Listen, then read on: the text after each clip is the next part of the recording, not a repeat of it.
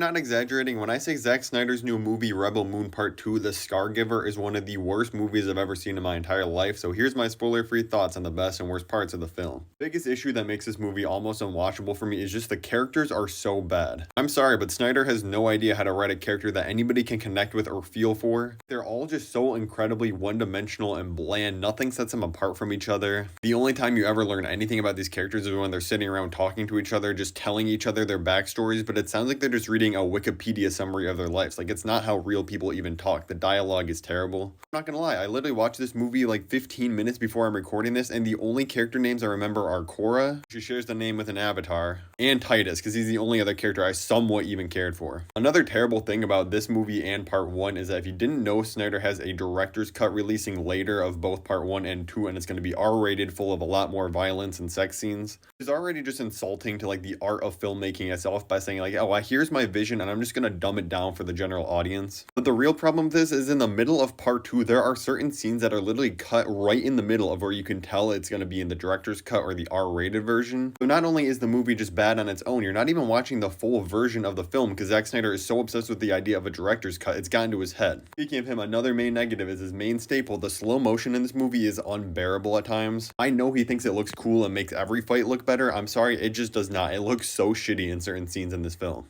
There was one action sequence in the entire film that I thought looked somewhat cool. It has to do with these guys kind of popping out of the ground with these rocket launchers and shooting at these different ships. And I'm sure it was filmed before Dune Part 2 came out, but it's just unfortunate because it's the one scene I thought was actually cool, but it's so incredibly similar to the Fremen popping out of the ground and destroying the spice harvesters in Dune. And I don't like to compare any sci-fi or fantasy movie to Dune and Star Wars, but since this film was pitched as a Star Wars film, it seems fair. Because there's literally no reason to watch this over just any Star Wars or Dune film. The bootleg lightsabers pretty much serve no purpose besides just trying to look like a cool sword in this movie. And there's some ships that literally sound so much like a TIE fighter. I can't believe he's not getting sued for this. I have to give another positive. I will say the cinematography is decent as it is in all Zack Snyder films, and I feel like if he just became a cinematographer instead of a director, he'd actually really excel at that. Because Snyder is decent at getting good looking shots, but he is terrible at pretty much everything else in the filmmaking process. This film is also part 2, but it feels just like another part 1. Like the stakes are somehow even lower than the first one. We pretty much all take place on one little farm.